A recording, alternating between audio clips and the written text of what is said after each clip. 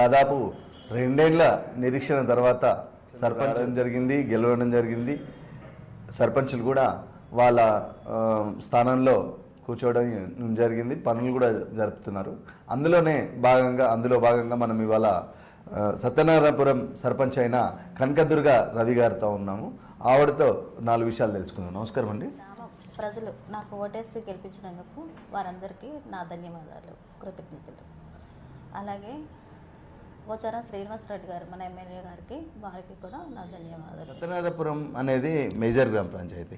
ఈ గ్రామ పంచాయతీలో ఎంతమంది ఓటర్లు ఉన్నారు? మాది మేజర్ పంచాయతీ కాబట్టి మా జనాభా లెక్క 8,150.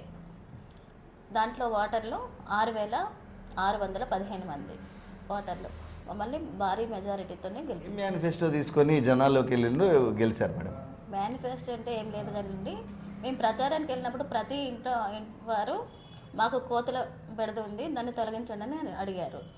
మేము దాన్ని తప్పకుండా తీరుస్తామని హామీ ఇచ్చాం. తర్వాత ఒక ఏరియాలో గుడి కావాలని అడిగారు. వాళ్ళ సహకారంతో మేము సహాయం చేసి గుడి కట్టిస్తామని వాళ్ళకి మేము హామీ ఇచ్చాం. ప్రత్యేకంగా మేము ఏం మేనిఫెస్టో ఏం లేదు, ప్రజలకి అభివృద్ధి చేసి చూపించి తర్వాత మేము దాని గురించి మాట్లాడతామండి. గ్రామ అభివృద్ధి కొరకు ఎలాంటి ప్రణాళికలు రూపొందించారు? ముందుగా మేము పరిశుభ్రతని తీసుకున్నామండి. దానికోసం మేము ఆల్రెడీ స్టార్ట్ చేసాము. మేము ఇప్పుడు ఉన్న పంచాయతీ స్టాఫ్ కాకుండా, సఫాయి వాళ్ళు కాకుండా ఇంకా 40 మెంబర్స్ని డైలీ బేస్ కింద వర్కర్స్ని తీసుకొని పారిశుద్ధ్యం పనులు చేయిస్తున్నాము. Drainage clean చేపిస్తున్నాము. అలాగే రోడ్లు డివైడర్లు,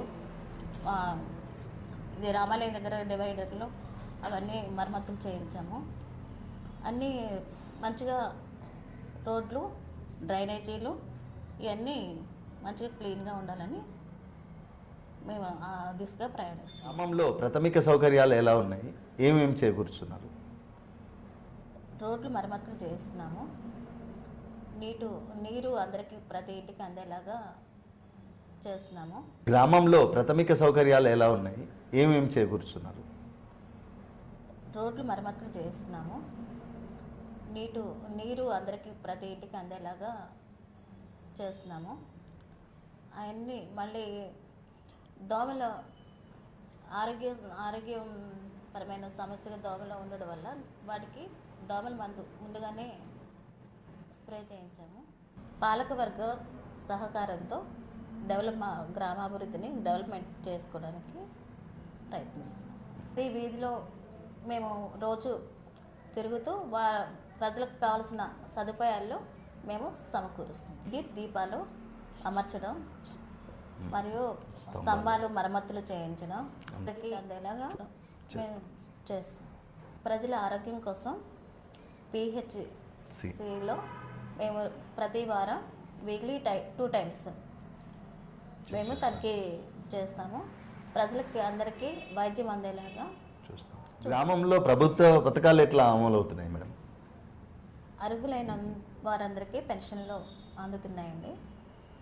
అలాగే రేషన్ కార్డు, కూడా అర్హులైన అందరికీ ఇస్తున్నారు. ఇందిరమ్మ గృహాలు కన్స్ట్రక్షన్లో ఉన్నాయండి. అవి పూర్తి అయినాక వాటికి అర్హులైన వారికి, బీద కుటుంబాలకి ఇవ్వాలని నిర్ణయించుకున్నాం.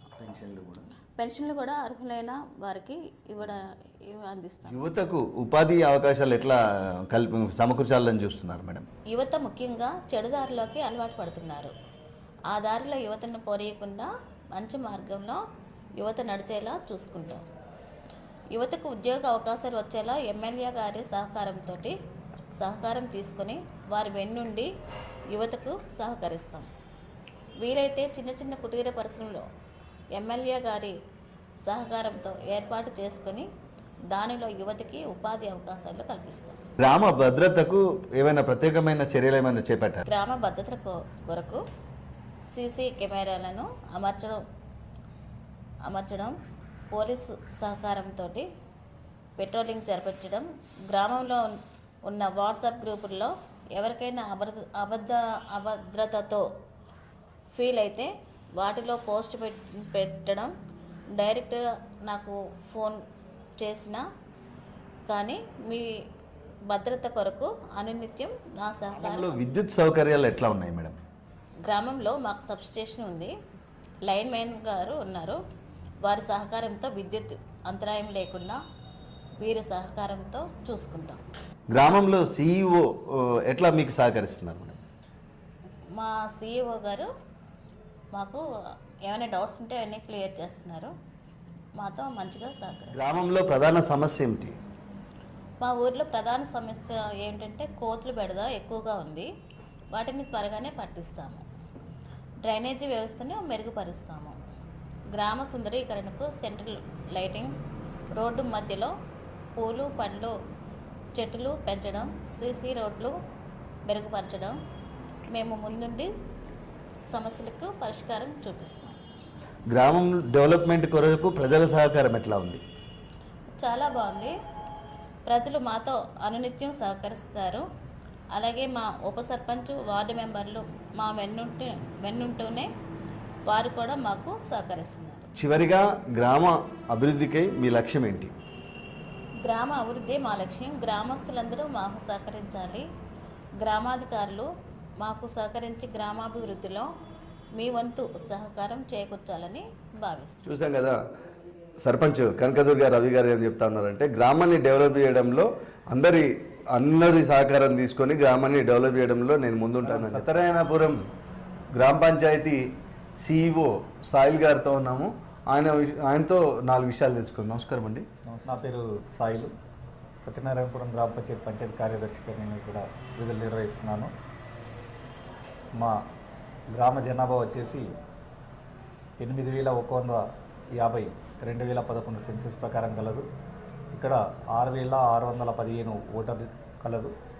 మొన్ననే జరిగిన సర్పంచ్ ఎన్నికల్లో మాకు నూతనంగా నియామకం కాబడిన పాలకవర్గం కాబడింది. దానిలో భాగంగా మేము ఈ సంవత్సరానికి గాను కొత్త పనులు, గత 2 సంవత్సరాలుగా సర్పంచులు లేక అభివృద్ధి అనేది కుంటుపడ్డది. అలాంటిది కొత్త పాలకవర్గం రాగానే ఇప్పుడు మా అభివృద్ధి మొదలుపెట్టాము.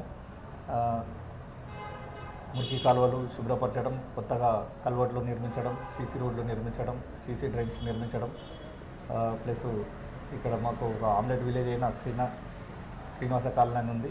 దాంట్లో గతంలో సుమారు ఒక 20 సంవత్సరాల కిందట నిర్మాణం కాబడిన వాటర్ ట్యాంక్ ఉన్నది. అది శిథిలావస్థలో ఉంది. దాన్ని కూడా రిపేర్లు చేయించడం జరుగుతుంది. ఇవన్నీ ఇప్పుడు కొత్తగా పాలకవర్గం మొన్ననే మాకు మీటింగ్ జరగడం జరిగింది. ఆ మీటింగ్లో మేము తీర్మానం చేసుకొని ఈ డెవలప్మెంట్స్ చేస్తున్నాం. అందులో భాగంగా ఇప్పుడు మా గ్రామం నందు 3,450 స్ట్రీట్ లైట్స్ గలవు. దీనికి ప్రతి ఒక్క స్ట్రీట్ లైట్కి మేము తప్పనిసరిగా లైట్లు పెట్టడం జరుగుతుంది. ఎక్కడ కూడా లైట్ పోయిందనేది ఉండదు. అలాగే మా దగ్గర రవాణా వ్యవస్థ కూడా, ఎందుకంటే రవాణా వ్యవస్థ ఎలా అంటే ఇప్పుడు నిజామాబాద్, బాన్స్వాడ, బీర్కు, బోధనకు సెంటర్ అయిన సత్యనారాయణపురం గ్రామం వర్ణీయది కాబట్టి ఇక్కడ 4 దిక్కుల పోయేవాళ్ళు ఇక్కడే ఉంటారు. ఆ, మళ్ళా ప్లస్ కిరాయికి కూడా ఇక్కడే చాలామంది ఉంటారు. మాది 8,150 జనాభా అయినా ఇక్కడ కిరాయి పర్సన్స్ అంటే రెంటెడ్ హౌస్లు చాలామంది ఉంటారు.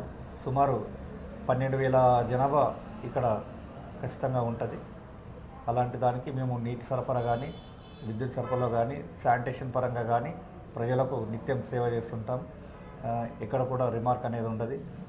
ఇది మా దగ్గర ప్రతిరోజు జరిగే పనులు.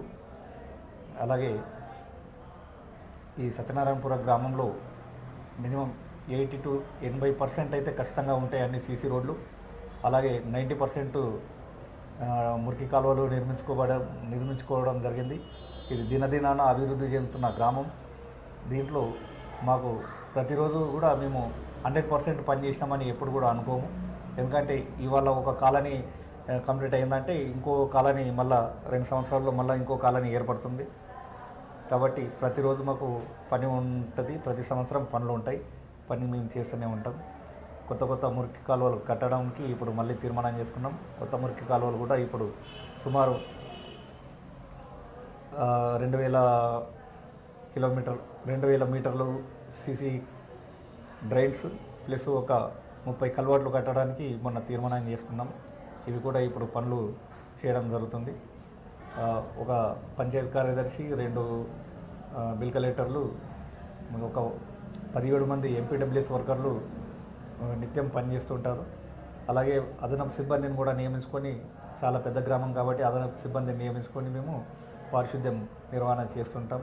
మా గ్రామంకు 3 ట్రాక్టర్లు గలవు, ఒక డోజర్ ఉంది. దీని ద్వారా ప్రతిరోజు చెత్త మేము డంపింగ్ యార్డ్కి తీసుకెళ్తాం. తడిపొడి చెత్త నిర్వహణ ఏర్పాటు చేస్తుంటాం. అలాగే సత్యనారాయణపురంలో ప్రధాన బస్టాండ్ నందు మేము నర్సరీ ఉంది మాకు. అలాగే పల్లె ప్రకృతి వనం ఉన్నది. పల్లె ప్రకృతి వనం చాలా బ్రహ్మాండంగా ఉంటుంది. బస్టాండ్ పరిధిలో సుమారు 6,000 మొక్కలతో మేము పల్లె ప్రకృతి వనం ఏర్పాటు చేసుకున్నాం. అలాగే మా గ్రామం నందు వైకుంఠధామం జిల్లాలో ఎక్కడ లేని విధంగా వైకుంఠధామం నిర్మాణం ఉంది. సుమారు గ్రామంలో ప్రజలంతా ప్రభుత్వం నుంచి 12 లక్షల నిధులు వచ్చిన 2 కోట్ల రూపాయలతో ఇక్కడ ప్రజలు సహకారంతో డొనేషన్ రూపంలో 2 కోట్ల రూపాయలతో ఒక వైకుంఠధామం ఏర్పాటు చేసుకోవడం జరిగింది. దాని ద్వారా ప్రతి వాళ్లకు అన్ని ఖర్చులు పోను కేవలం 7,000 రూపాయలకే ఇక్కడ దహన వాటిక అన్ని రకాల సదుపాయాలతో 7,000 రూపాయల ఛార్జ్తోటే వాళ్ళకు దానం చేయడం జరుగుతుంది. ఇది చాలా బ్రహ్మాండంగా గ్రామ ప్రజలు మరియు గ్రామ పెద్దల సహకారం దీంట్లో చాలా ఉన్నది. విలేజ్ కమిటీ ఇక్కడ అద్భుతంగా పనిచేస్తుంది. దీని నిర్వహణ మొత్తం వాళ్ళే చూస్తారు. ప్రజలకు చాలా ఉపయోగపడుతుంది. ఈ 2026 సంవత్సరంలో మేము ప్రతి ఒక్క పౌరులకు మేము తెలియపరచుకున్నది ఏంటంటే, గ్రామంలో ప్రతి ఇంటింటికి ఒక మొక్క నాటాలి మరియు ప్లాస్టిక్ నివారణ చేపడదామని మేము ప్రతిజ్ఞ చేసుకోవడం జరిగింది మొన్నటి సమావేశంలో. ప్రతి ఒక్కరు కూడా ఈ 2026 సంవత్సరంలో స్వచ్ఛత ఈ కార్యక్రమంలో భాగంగా ప్లాస్టిక్ నివారణ కార్యక్రమం ఏర్పాటు చేస్తున్నాం. ప్లాస్టిక్ నిషేధం పూర్తిగా మేము అమలు చేస్తాం. చూస్తున్నానండి చటన్ టీవీ.